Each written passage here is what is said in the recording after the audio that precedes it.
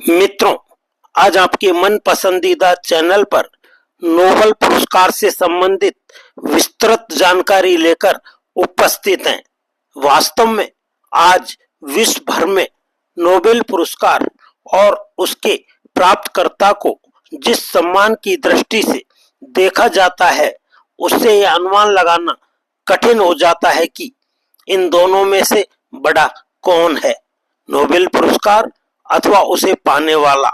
सच तो यह है कि नोबेल पुरस्कार आज सर्वश्रेष्ठ प्रतिभा, विद्वता और गुणों का पर्याय बन चुका है।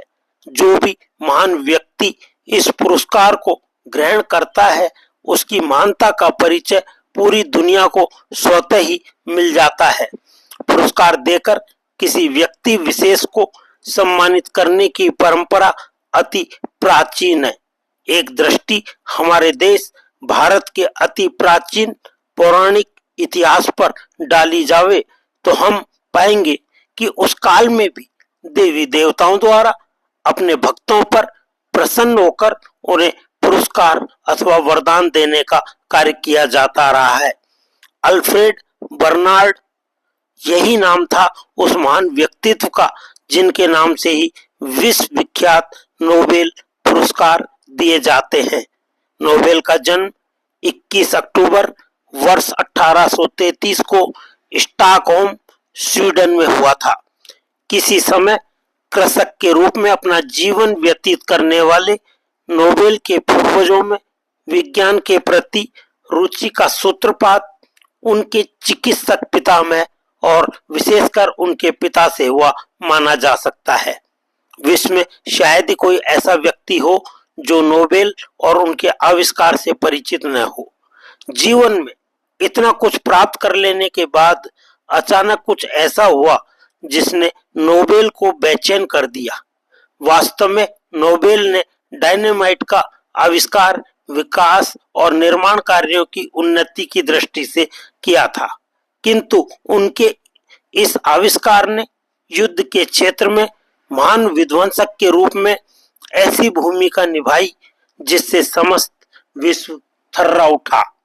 अपने आविष्कार की इस भूमिका से चिंतित होकर नोबेल ने कई बार अपने मित्रों व सहयोगियों से कहा भी था कि वे ऐसा नहीं चाहते थे। धीरे धीरे नोबेल का हृदय इस भावना से भरकर उठा कि विश्व में युद्ध का स्थान शांति ले और भविष्य में जितने भी वैज्ञानिक और रचनात्मक कार्य हों, वे सभी मानव कल्याण को ध्यान में रखकर ही हों। इन विचारों के साथ साथ नोबेल को अपने संघर्ष के वे दिन भी स्मरण हो आते थे जिनमें उन्हें अपने लक्ष्य की प्राप्ति के लिए आर्थिक संकट से भी जूझना पड़ा था। उस समय नोबेल की आयु लगभग 60 वर्ष की थी, जब अपनी जन्मजात शारीरिक दुर्बलता और निरंतर बिगड़ते स्वास्थ्य ने उन्हें अपनी वसीयत करने के लिए प्रेरित किया। वह वसीयत क्या थी? यह समझिए कि त्याग और उच्च आदर्शों की एक मिसाल थी, जैसी दूसरी ही शायद कोई हो। नोबेल ने उस समय की अपनी कुल धन संपत्ति, जो कि लगभग $1 करोड़ थी, उसे बैंक में जमा कराकर उससे मिलने वाले ब्याज को मानव और समाज कल्याण के विभिन्न क्षेत्रों में पुरस्कार के रूप में योग्य व्यक्तियों को प्रतिवर्ष दिए जाने की इच्छा प्रकट की थी। उन्होंने अपनी वसीयत में सबसे अधिक जोर विश्व में युद्धबंदी और शांति स्थापना की दिशा में सार्थक कार्य करने के लिए दिया था। इस वसीयत की रूपरेखा तैयार करने के लगभग 3 वर्ष बाद ही 10 दिसंबर वर्ष 1896 को सेन रेमा की अपनी प्रयोगशाला में अल्फ्रेड नोबेल बर्नार्ड की अकस्मात मृत्यु हो गई। जीवन पर्यंत अपने विस्फोटक आविष्कारों की गूंज से विश्व को थर्राने वाले इस महान वैज्ञानिक ने विश्व शांति और मानव कल्याण की दिशा में अपना सर्वत्र न्यौछावर करके यह जता दिया था कि यदि मन में दृढ़ संकल्प और उच्च भावनाएं हो तो त्याग और आदर्शों की सीमा नहीं है। नोबेल महोदय ने अपनी वसीयत में अपने किसी रिश्तेदार और सगे संबंधी को कोई स्थान या अधिकार नहीं दिया था। स्वीडन के सम्राट की देखरेख में नोबेल फाउंडेशन नामक एक समिति का गठन किया गया। नोबेल पुरस्कारों की श्रेणी की बात करें तो नोबेल महोदय ने इन पुरस्कारों के लिए 5 विभिन्न क्षेत्रों का चयन किया। 1. विश्व में शांति एवं सद्भाव की स्थापना। 2. विश्व स्तरीय एवं उत्कृष्ट साहित्य। 3. रसायन विज्ञान। 4. भौतिक विज्ञान। 5. शरीर एवं चिकित्सा विज्ञान। वर्ष 1901 से जबकि इन पुरस्कारों को प्रदान करना आरंभ किया गया, उसके काफी वर्षों बाद वर्ष 1969 में अर्थशास्त्र को भी पुरस्कारों की श्रेणी में एक मान्य विषय के रूप में सम्मिलित कर लिया गया। इस प्रकार आज 6 विभिन्न क्षेत्रों में नोबेल पुरस्कार प्रदान किए जाते हैं। कोई भी सुयोग्य व्यक्ति जिसने इसमें से किसी क्षेत्र में विशेष अनिवार्य योग्यता प्राप्त की हो, चाहे वह किसी भी देश, जाति अथवा धर्म से संबंध रखता हो, इस पुरस्कार के लिए अपनी पात्रता प्रस्तुत कर सकता है। कोई भी सुयोग्य पात्र पुरस्कार समिति के समक्ष आवेदन सीधे ही प्रस्तुत नहीं कर सकता।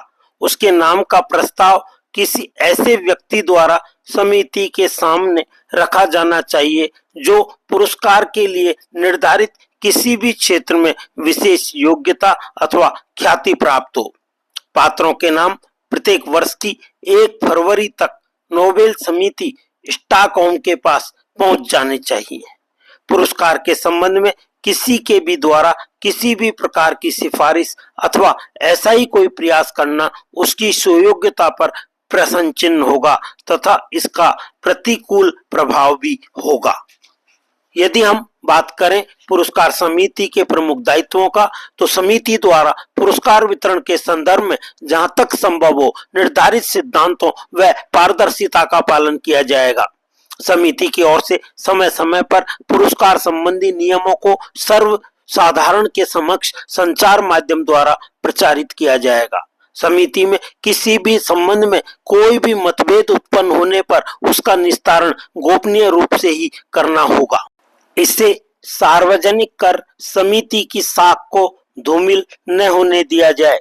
पुरस्कार का निर्णय करने में समिति के सभी सदस्यों की भागीदारी सुनिश्चित हो ताकि पुरस्कारों का चयन न्यायपूर्वक हो। प्रत्येक वर्ष 10 दिसंबर अल्फ्रेड नोबेल की पुण्यतिथि को पुरस्कारों के लिए चयनित पात्रों की सूची समिति द्वारा सार्वजनिक रूप से प्रकाशित की जाएगी। नोबेल पुरस्कार 6 अलग अलग क्षेत्रों में दिए जाते हैं, अतः इन सभी क्षेत्रों से संबंध रखने वाली अलग अलग संस्थाएं समिति के दिशा निर्देशों के अनुरूप सुयोग्य पात्रों व उनके कार्यों की विवेचना कर अंतिम निर्णय प्रस्तुत करेंगी।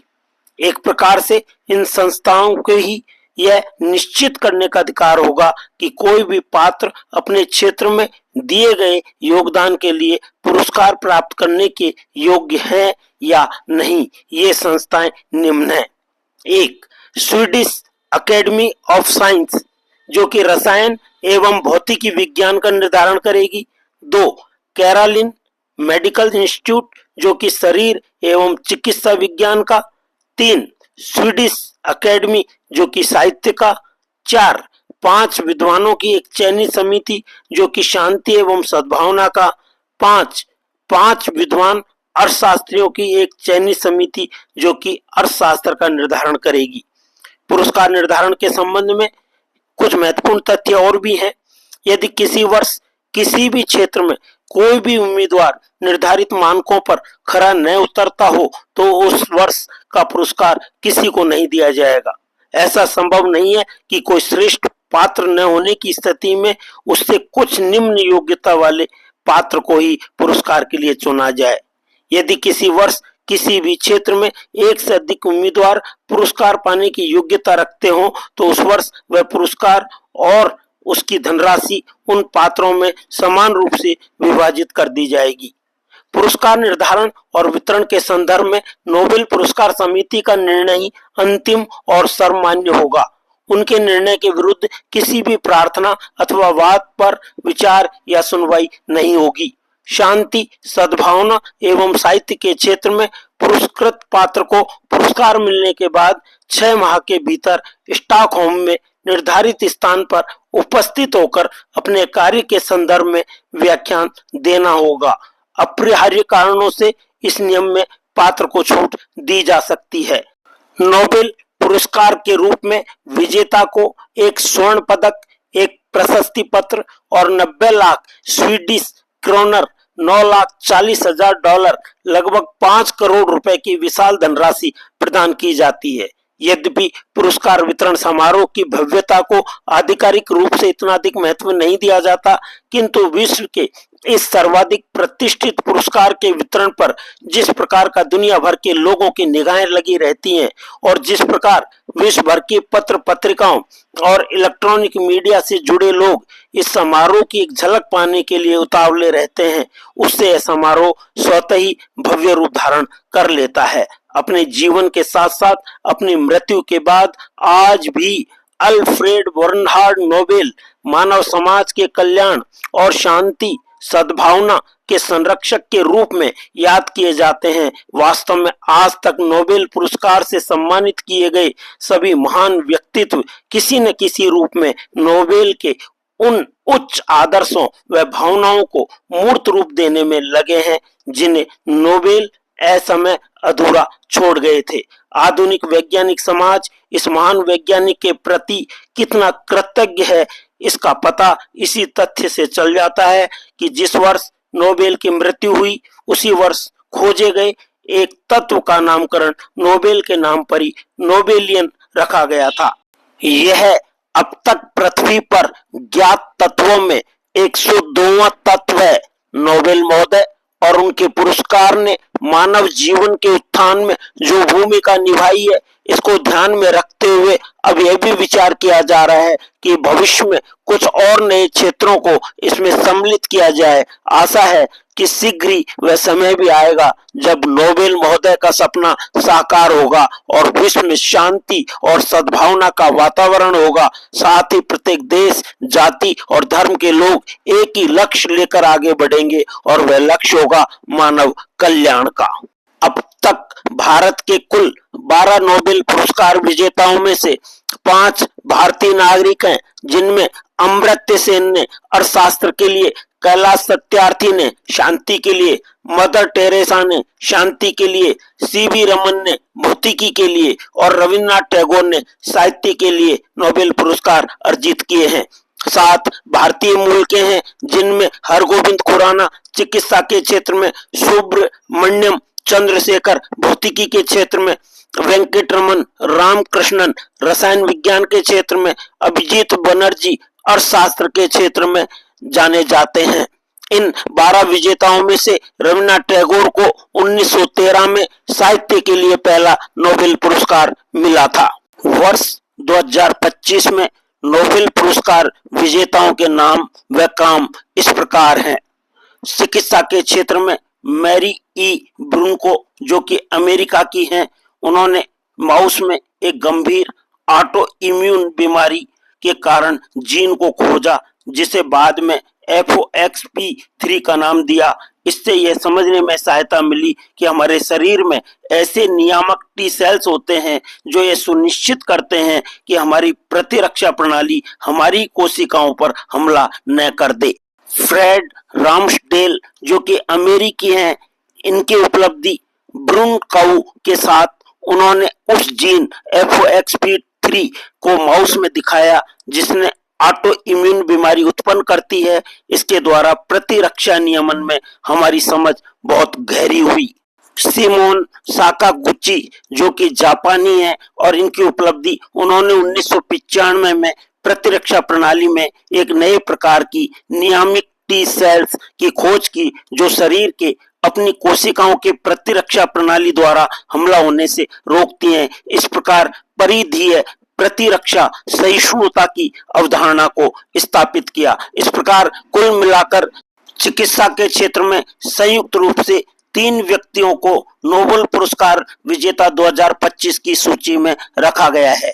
भौतिकी के क्षेत्र में जॉन क्लार्क जो कि अमेरिकी हैं, उन्होंने सुपर कंडक्टिंग इलेक्ट्रॉनिक सर्किट पर प्रयोग किए। मिशेल एच डेवोरेट जो कि अमेरिकी हैं, इन्होंने इलेक्ट्रिक सर्किट में क्वांटम टनलिंग और ऊर्जा कोटि दर्शाती सुपर कंडक्टिंग प्रणालियों पर प्रयोगात्मक कार्य किया। जॉन एम मार्टिनिस जो कि अमेरिकी हैं, इनके नेतृत्व में सुपर कंडक्टिंग क्यूबिट्स के विकास तथा क्वांटम सर्किट प्रयोग हुए, जिन्होंने यह दर्शाया कि इलेक्ट्रिक सर्किट में क्वांटम टनलिंग और ऊर्जा क्वांटाइजेशन देखे जा सकते हैं। इस प्रकार संयुक्त रूप से भौतिकी के क्षेत्र में 3 व्यक्तियों को नोबेल पुरस्कार विजेता 2025 की सूची में रखा गया। रसायन के क्षेत्र में जापान के सुसुमु कितागावा, जिनकी मुख्य उपलब्धि रही मेंटल ऑर्गेनिक फ्रेमवर्क की लचीलापन और गैस के प्रभाव को दिखाया, अर्थात ये सामग्री सिर्फ ठोस क्रिस्टल नहीं बल्कि गहरी क्षमता वाले और कार्यात्मक बन सकती हैं। रसायन के क्षेत्र में रिचर्ड रॉबसन जो कि ऑस्ट्रेलिया में प्रोफेसर हैं और इनकी उपलब्धि रही MOFS के आरंभिक स्वरूपों का निर्माण। उन्होंने तांबा आयनों को 4 भुआ ऑर्गेनिक लिगेंड के साथ संयोजन कर एक क्रिस्टल संरचना बनाई जिसमें कई गुहा थीं। रसायन के क्षेत्र में ही जॉर्डन के उमर एम यागी जिनकी उपलब्धि थी, उन्होंने रेटिक्यूलर केमिस्ट्री नामक क्षेत्र को आगे बढ़ाया। इस प्रकार कुल मिलाकर रसायन के क्षेत्र में भी संयुक्त रूप से 3 व्यक्तियों को पुरस्कृत किया गया। अर्थशास्त्र के क्षेत्र में जोएल मोकिर व फिलिप अध्ययन जो कि अमेरिकी व नीदरलैंड मूल के हैं, उन्होंने यह स्पष्ट किया कि आर्थिक विकास स्थायी तभी हो सकता है जब तकनीकी प्रगति के लिए उचित पूर्व शर्तें हों, जैसे वैज्ञानिक ज्ञान, खुले विचारों वाला सामाजिक संस्कृति, संस्थागत समर्थन आदि। अर्थशास्त्र के क्षेत्र में तीसरे व्यक्ति पीटर हाविट जो कि फ्रांस के हैं, उन्होंने एवं उनके सह पुरस्कारियों ने रचनात्मक विनाश की सिद्धांतात्मक रूपरेखा विकसित की, यह समझाते हुए कि कंपनियां कैसे नए उत्पाद प्रक्रिया में निवेश करती हैं जिससे पुरानी प्रणालियां प्रतिष्ठित होती हैं और इस चक्र क्रिया से विकास उत्पन्न होता है। इस प्रकार कुल मिलाकर अर्थशास्त्र के क्षेत्र में भी 3 व्यक्तियों को यह पुरस्कार की सूची में रखा गया है।